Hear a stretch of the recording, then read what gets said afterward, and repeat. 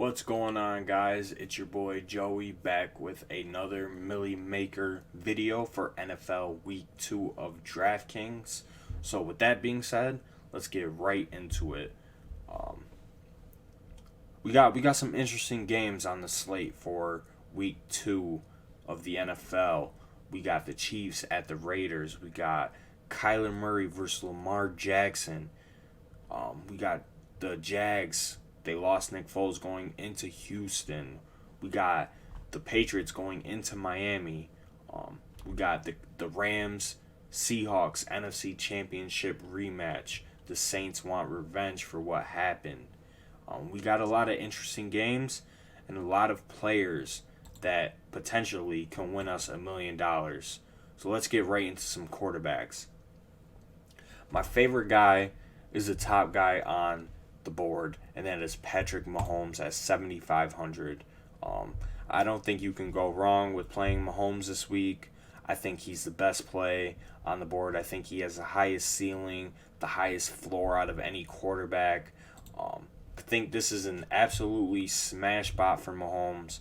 The loss of Tyreek Hill does hurt him, but I don't think it hurts him enough to not play him at 7,500. Granted, he is projected to be the highest owned quarterback, so we might not get any leverage by playing him, but I think you're going to need the 35 points that he's going to put up in your lineup to potentially win $1 million. So with that being said, I'm pretty much set on Mahomes, but let's talk about some other quarterbacks that I like. Who knows, my opinion might change from now until Sunday at 1 o'clock after researching and digesting the slate more. I do love Lamar Jackson at 6,700 in an up-tempo game going up against the Cardinals and Kyler Murray, Cliff Kingsbury. Just looking back at the Cardinals' Week 1 game against the Lions, they both ran over 80 plays. Granted, they did go the full length of overtime to tie the game, but 80 plays is a lot of plays, and that's a lot of opportunities to get fantasy points. So I do love Lamar at 6,700. He's definitely in my player pool, and I just love him this week after what he showed against the Dolphins. Albeit the Dolphins are very, very bad. I think he showed enough as a passer to warrant his uptick in salary, but I think he's all around a good play this week. Obviously, as a Patriots fan, I love Tom Brady. I think the Patriots are going to go into Miami and absolutely train wreck the Dolphins. They're going to smash them. I project a 40-plus point day for the Patriots. They have the highest team total on the slate at 33, and I love the Patriots for GPPs. I think Tom Brady showed that he still has it at age 42, and with the addition of AB, he might play, he might not, but if he does end up playing, that just makes the Patriots offense that more lethal. So I love Tom Brady this week as well. Just to talk about some other quarterbacks real quick, we got Dak going into Washington, 6,300. I don't mind that play. I actually like that play. The Dolphins, the Cowboys implemented a new offensive system. It debuted last week, and Dak had a very, very good day. He had 405 yards, 4 touchdowns, a passer rating of 158.3, which is a perfect passer rating for last week, going up against the Giants, who are probably the second worst team in the NFL. But nonetheless, Dak had a very good game last game, and I don't mind playing him again for 6,300.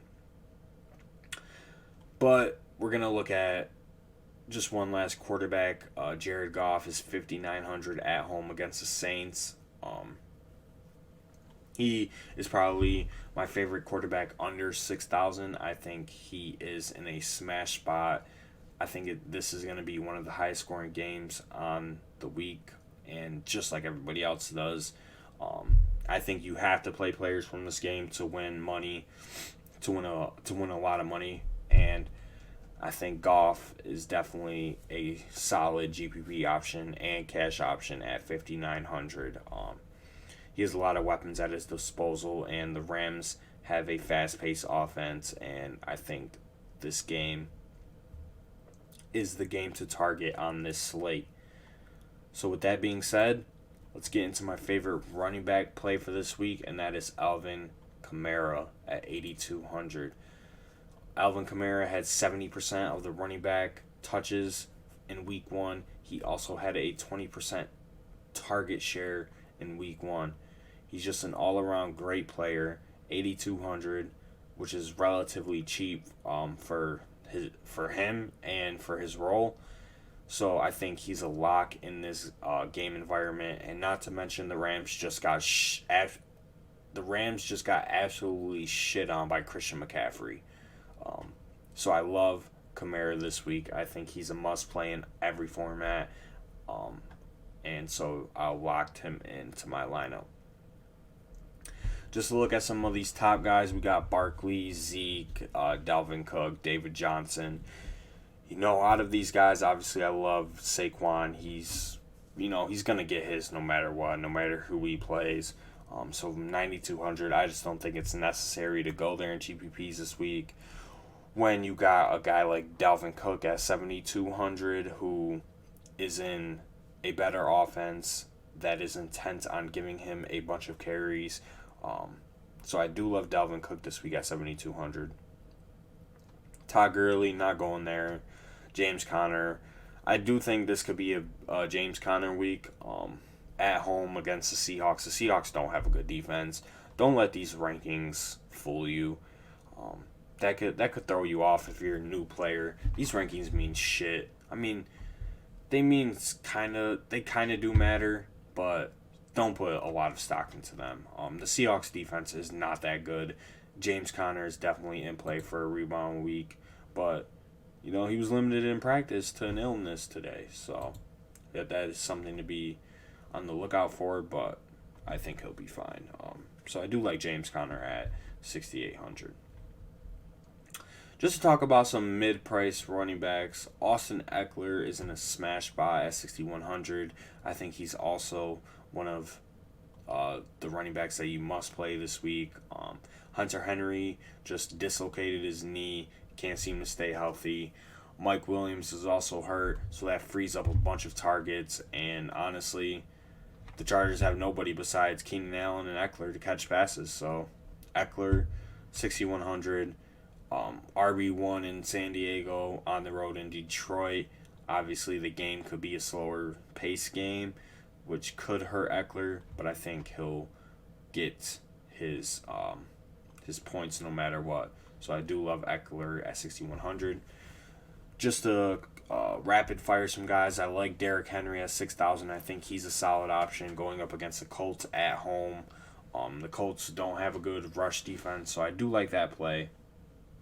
We got Kerryon Johnson, 5,700. He had a disappointing week 1, but I think he has a solid chance to rebound, although he only got 54% of the running back touches for the Lions. So they're pretty intent on giving C.J. Anderson some work behind Kerryon Johnson, which ultimately limits his upside.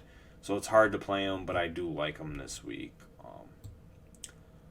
Just to hit on some lower price guys, we got Matt Breida. He's going to be the starter in San Fran with Raheem Mostert likely spelling him on some passing downs. But 5,200 is a solid price for him. I do like him this week. Gio Bernard could be a cash lock if Joe Mixon is out, but I don't think he's in play for GPPs as his ceiling just isn't high enough to win you $1 million. It's just that simple. Josh Jacobs is going to be the highest owned running back on the board, 4,700. I think you absolutely do fade him in GPPs. The way this game is setting out to be is everybody's going to play the Raiders because they're very, very underpriced. And Josh Jacobs is one of those players for a bell cow running back. As the Raiders showed week 1, they're going to give him the touches. And I do like him, but I think he's a must fade in GPPs, especially the Millie Maker. The Chiefs are going to blow the Raiders out, and they're going to abandon the run game.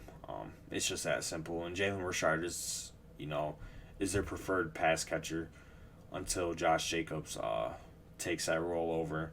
So I think he's a must fade in GPPs. Personal opinion, of course.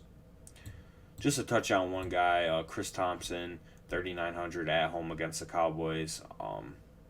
If Darius Geis misses, he has a nice D for doubtful right here. So Chris Thompson is very cheap, and he had 10 targets last week, 7 catches for 68 yards, 14 points at 3,500. So if we figure Darius Geis to miss, I think Chris Thompson will be used even more than when he was used last week. So I do love Chris Thompson as a cheap running back. But let's move on to wide receiver.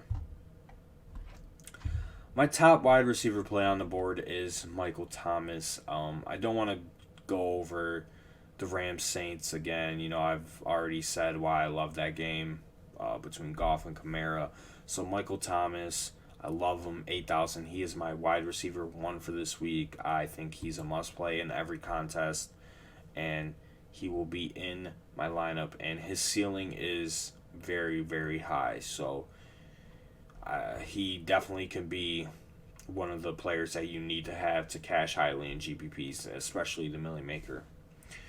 Just to touch on some other wide receivers, I love Juju this week at 7,500 in a bounce back spot against the Seahawks. He had the unfortunate run-in with the best cornerback in the league, Stephon Gilmore, last week. So we don't put too much stock into his down week. He still had 8 targets against the Patriots, 6 catches, 78 yards. He did leave with a toe injury, but he stubbed his toe. He's fine. He's Gucci. So don't be afraid to roll out Juju in your lineup, 7,500. Smash spot against the Seahawks. Bad secondary. John Ross just lit them up. That should tell you enough. We got Amari Cooper, 7,400. I don't hate that play.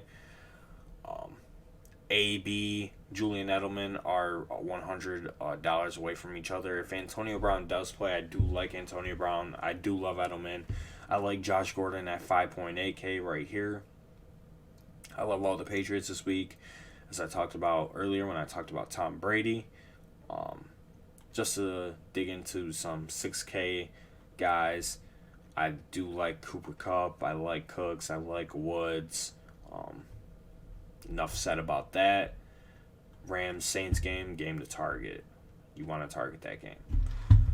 Let's get into some 5,000 and up players. So we're going to look at guys between the 5,000 and 6,000 range, or 5,900 range. And what stands out to me is John Brown at 5,200. He had a really good game last week against the Jets. 10 targets, 7 catches, 123 yards, 1 touchdown, 28.3 points at 4,300. So we got a 900 boost in salary, and I think that is still cheap for him. 5,200 is still cheap for his role as the downfield receiver in the Bills offense with Josh Allen, who is a very aggressive quarterback. And not to mention they are playing the Giants, who have one of the worst secondaries in the NFL. So I love John Brown this week at 5,200. I think he's a solid GPP option, and he's at a projected 4% ownership right now. So I think that is a spot to target, is John Brown. Just some other guys, like I already mentioned, Josh Gordon. He's definitely one of my favorite plays on the week. I don't think you can go wrong with playing Will Fuller. He always has a high ceiling playing with Deshaun Watson, and the Jags were exposed last week against the Chiefs. So I think Will Fuller is one of the guys to target as well. Just looking at some lower price guys, the guy that stands out in this range is obviously Tyrell Williams, 4,400. Like I mentioned with Josh Jacobs, the Raiders' prices did not get accounted for because they played on Monday. So he is still basically min price for wide receiver 1 Obviously, he's not actually min-price, but 4,400 is too cheap to not pass up on Tyrell. He should be in all of your lineups, and that is a spot that you should target, as the Chiefs have a very bad secondary. Then we got guys like Trey, Quinn, and Terry Maclaurin in the under 4K range. I do like them. They played basically almost all the snaps for the Washington wide receivers, and they're at home against Dallas, and they figure to be down. We could project the Redskins to be losing in pretty much every game this year, and Maclaurin especially had a very good game week 1, 5 catches, 125 yards, 7 targets, and a touchdown, 26 points. It's a good showing out for the rookie wide receiver, so I do like Maclaurin. But I think the way to go is to pay up for some of these top guys and then find, maybe 1 or 2 value wide receivers. Just general strategy. So moving on to tight ends, I'm just going to go through tight ends quickly because it is a very limited tight end pool in my opinion. I think there's only 3 guys that are in play for me. The first guy is Kelsey. Kelsey goes good with the Mahomes pair. That's a good stack. And then you could run it back with Tyrell. That's a good GPP stack. Honestly, that's a good stack just for every contest. But I think Kelsey has the highest ceiling out of any tight end. Obviously, he's the best tight end in the NFL, in my opinion. So Kelsey, Mahomes, can't go wrong. That's a enormous ceiling, and you want that for GPPs. The second guy is Evan Ingram. He had an insane target share, and I think it only goes up from there. He had 14 targets, and I think he is a great tight end play as long as they keep him at this salary price range, which is absolutely disrespectful. He's basically the number 1 option in the Giants passing game, and they're going to be down a lot. They're going to be passing a lot. So Evan Ingram is my number 2 tight end, and my number 3 tight end is who other than Darren Waller, 3,300. He projects to be one of the highest owned tight ends on the week. He had 8 targets, 7 catches, 70 yards against the Broncos. Played 100% of the Raiders' offensive snaps. You can't go wrong with playing Darren Waller if you want to pay down at tight end. He's just too cheap for his role and his usage in the Raiders' offense. That's just enough said about that. So let's move on to defense. Some defenses that I'm targeting this week are the 49ers defense. I do like them on the road. Again, they're in Cincinnati this week, and I do love them. 2,800, they're relatively cheap. I think their front 7 dominates the Bengals' offensive line, and I think they can get a ton of sacks on Andy Dalton. But I think the move is to find one of these defenses in this mid-tier, somewhere between the Ravens D and the Vikings D or the Texans defense. The Texans are going to be the highest owned defense on a slate going up against a rookie quarterback. So I don't mind playing them in GPPs as well. But, if we just want some leverage at defense, we can play one of these top defenses like the Bears at 3,900. They're going up against Joe Flacco. All right. That's enough said right there. Patriots defense, I do like the Pats defense going up against Ryan Fitzpatrick, Devontae Parker, and a bunch of other scrubs on the Dolphins who are tanking. But yeah, defense is very interesting this week. We just gotta figure out what defense is projected to face a ton of pass attempts. The Cowboys could be one of them, 3,300 going up against the Redskins. I do like the Cowboys defense as well. So that pretty much about sums it up for this week's Millionaire Maker pool on DraftKings for week 2 of the NFL. If you like this video, be sure to give it a like and subscribe. It helps out a lot. Also, be sure to hit that notification bell if you want to get notified when my videos go live every Thursday. You can also follow me on Twitter at JoeyCarrion_, and that is the same across all social medias. So you can just find me at JoeyCarrion_. And if you want to follow me, I post some good takes and some funny stuff. So you can go ahead and follow me on there. You can also follow the DFS Dose at the DFS Dose on Twitter. That is my podcast with my two other partners. That comes out every Friday, so that will be coming out tomorrow afternoon. Be sure to check that out on iTunes, YouTube, Spotify, SoundCloud at the DFS Dose. We go over the entire full slate, specifically for cash games, on that podcast. So,